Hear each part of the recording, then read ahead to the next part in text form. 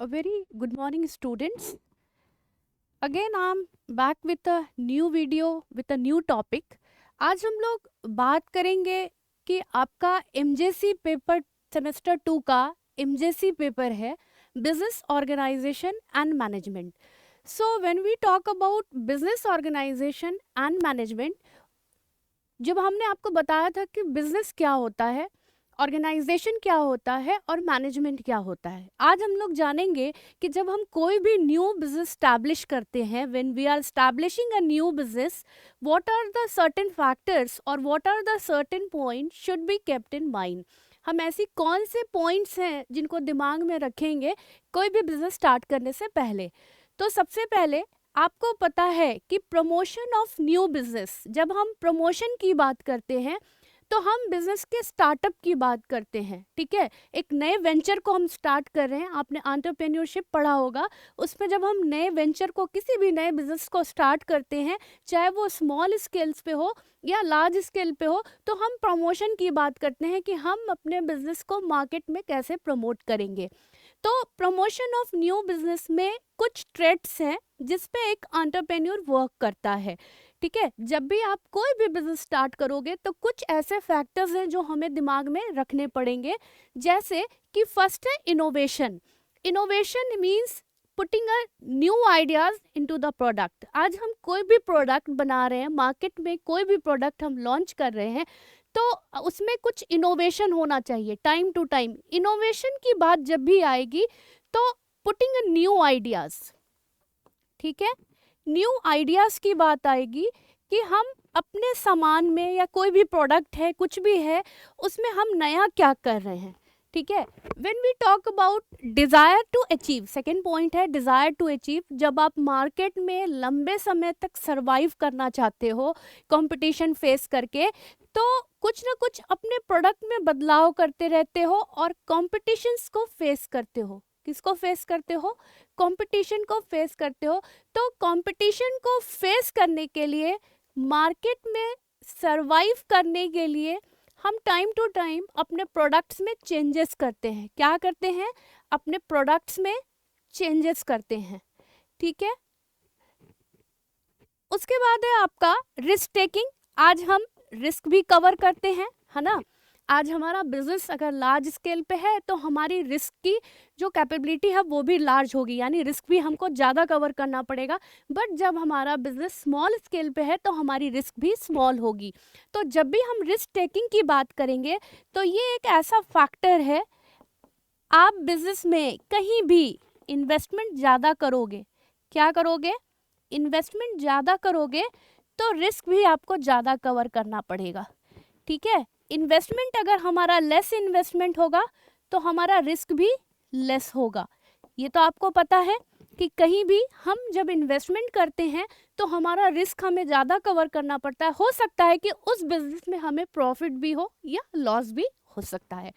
उसके बाद है ऑर्गेनाइजिंग स्किल्स. जब हम ऑर्गेनाइजिंग स्किल्स की बात करते हैं, आज हम कोई भी काम कर रहे हैं, ऑर्गेनाइजिंग स्किल्स की बात करते हैं, तो हमारे पास जो भी एम्प्लॉय हैं, आज जो भी एम्प्लॉय हमारे ऑर्गेनाइजेशन में वर्क कर रहे हैं, उनके पास स्किल्स होना चाहिए. स्किल्स मतलब क्षमता, यानी कैपेसिटी की बात हो रही है, काम करने की कैपेसिटी की बात हो रही है. आज आप वैसे एम्प्लॉय को रखते हो जो मल्टीटास्किंग होगा. ठीक है, मल्टीटास्किंग हो या बहुत तरह के उसको काम करने आते हो, तो हम वैसे एम्प्लॉय को रखते हैं जो स्किल्स से परिपूर्ण है, यानी उसको बहुत तरह से, बहुत तरीके से काम करना आता है, तो हम वैसे एम्प्लॉय को ही रखते हैं.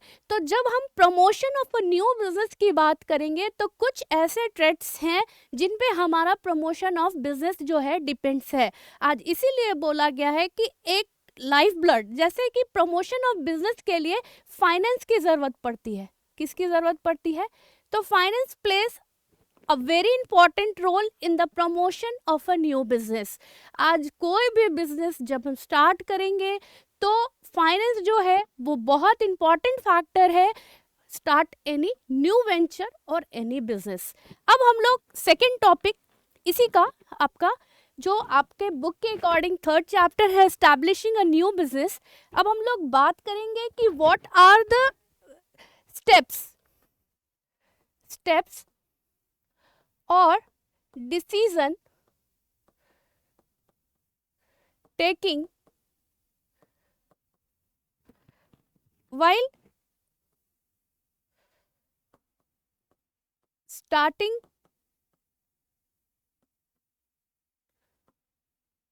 a new business। जब हम कोई भी तरह का बिजनेस स्टार्ट कर रहे हैं तो कुछ ऐसे फैक्टर्स हैं जो हमें अपने दिमाग में रखने होंगे। तो सबसे पहला जो है वो है सिलेक्शन ऑफ लाइन बिजनेस। क्या है? सिलेक्शन ऑफ लाइन बिजनेस की बात हो रही है, ठीक है। उसके बाद आपका जो सेकंड पॉइंट है वो है साइज ऑफ यूनिट। किसकी बात हो रही है? साइज ऑफ यूनिट की बात हो रही है। Third is location of business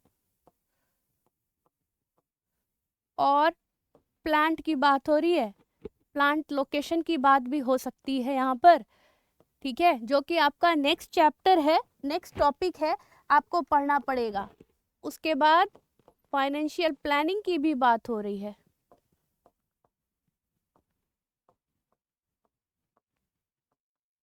किसकी बात हो रही है?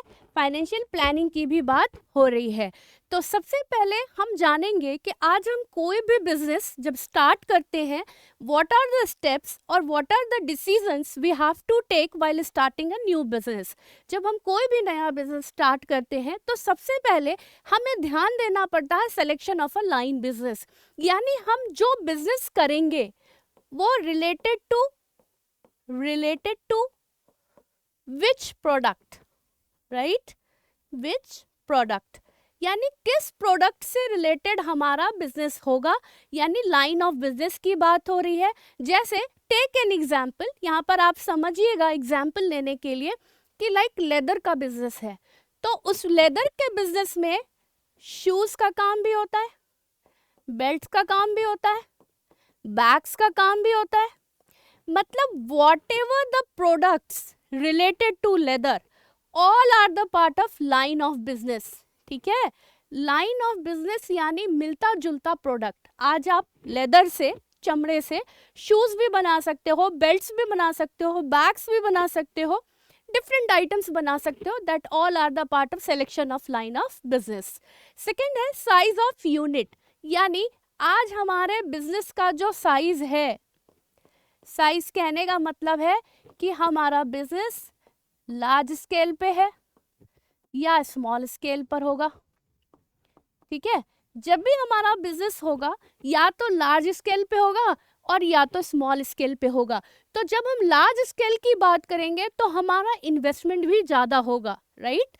और when we talk about small scale तो हमारा इन्वेस्टमेंट भी कम होगा, क्योंकि जब हम लार्ज स्केल पे कोई भी बिजनेस करते हैं हमारा इन्वेस्टमेंट भी लार्ज होगा और हमारा प्रोडक्शन भी बल्क क्वांटिटी में होगा।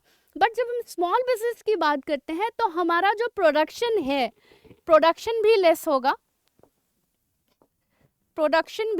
लेस होगा और जो इन्वेस्टमेंट है हमारा बिजनेस का, हम बिजनेस में जो इन्वेस्ट करेंगे वो भी लेस होगा, राइट। तो हमारा जब इन्वेस्टमेंट भी लेस होगा तो रिस्क भी तो लेस हो जाएगा, ठीक है। So these are the certain points which all are the part of selection size of unit, यानी हम बिजनेस का जो हमारा साइज है वो बड़ा साइज है या स्मॉल स्केल पे है या लार्ज स्केल पे है। Second is location of business. Location यहाँ कहने का मतलब है कि हमारा बिजनेस जो है वो किस एरिया में है, यानी यहाँ पर एरिया की बात हो रही है। किसकी बात हो रही है? एरिया की बात हो रही है। सिंपल एग्जाम्पल लीजिएगा, किसी एरिया में हमारा बिजनेस इजी गोइंग हो जाता है और कहीं कहीं पे हमें लोगों को कांटेक्ट करने में प्रॉब्लम्स आती है, तो हो सकता है कि वो फार डिस्टेंस हो, इसके चलते हमें प्रॉब्लम्स आती है।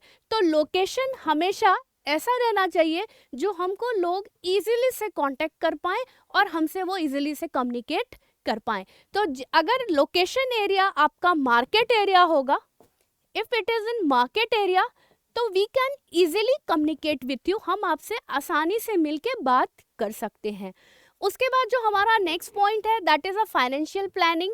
आज जब हम बिजनेस स्टार्ट करेंगे तो हम प्रोडक्शन डिपार्टमेंट में कितना लगाएंगे, सेल्स में कितना लगाएंगे, मार्केटिंग में कितना लगाएंगे, all are the part of financial planning. यानी हम फाइनेंस के बारे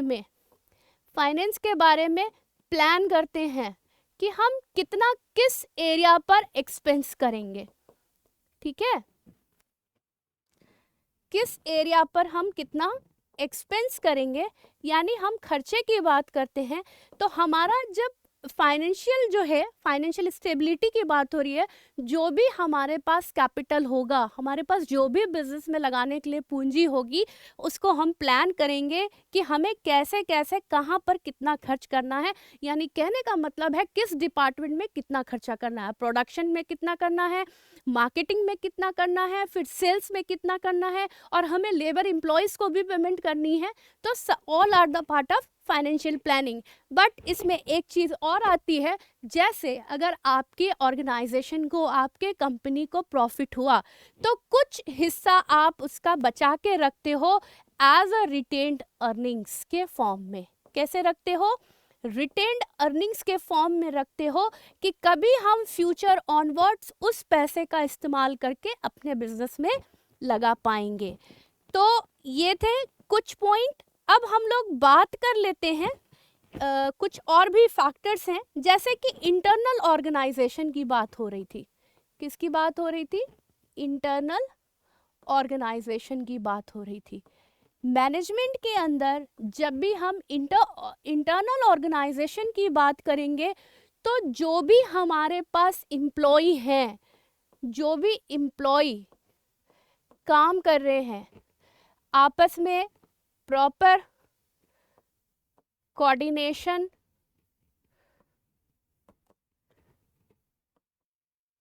एंड कम्युनिकेशन होना ज़रूरी है, राइट?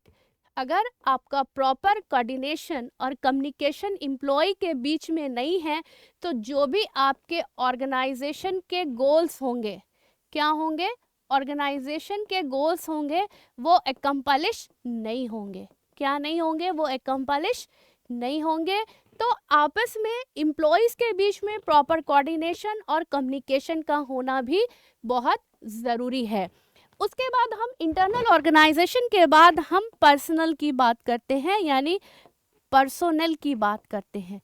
पर्सनल क्वालिटीज़ के टर्म्स में किसी पर्सन की स्किल्स और क्वालिटी को डिनोट करता है कि उसके पास स्किल्स क्या है, नॉलेज है, कितना किस चीज़ का नॉलेज है, टैलेंट्स की, एक्सपीरियंस की बात होती है, ठीक है। तो अगर हम पर्सनल क्वालिटीज़ की बात करेंगे तो all are the part of personal qualities of a person, कि उसमें कौन कौन से स्किल्स हैं, नॉलेज है, एक्सपीरियंस है, कितना वो वर्क में एक्सपर्ट है। एक्सपर्ट भी आ जाएगा इसी का हिस्सा, ठीक है। तो ये थे कुछ पॉइंट्स। और उसके बाद लास्ट में है लॉन्चिंग द इंटरप्राइज, यानी ये बेसिक पॉइंट्स को हम ध्यान में रखते हुए जब काम करते हैं तो फाइनली जो है हम किसी भी बिजनेस को स्टार्ट करते हैं या लॉन्च ऑफ इंटरप्राइज, यानी हम उस इंटरप्राइज बिजनेस को स्टार्ट करते हैं, एक फर्म को स्टार्ट करते हैं, एक इंटरप्राइज का हम सेटअप डालते हैं जब हम इन सारी बेसिक चीज़ों पर काम कर लेते हैं। तो these are the certain points when we starting a new business unit or establishing a new business unit. These are the certain point which we have to kept in mind. आपको इस topic में कोई भी जो भी problem हुई है आप कमेंट करके पूछ सकते हो, ठीक है। ये आपका सेमेस्टर 2 का एमजेसी पेपर है, बिजनेस ऑर्गेनाइजेशन और मैनेजमेंट, और आपके बुक का 4th चैप्टर है। तो thank you and have a nice day. If you have any query, any doubt, ask.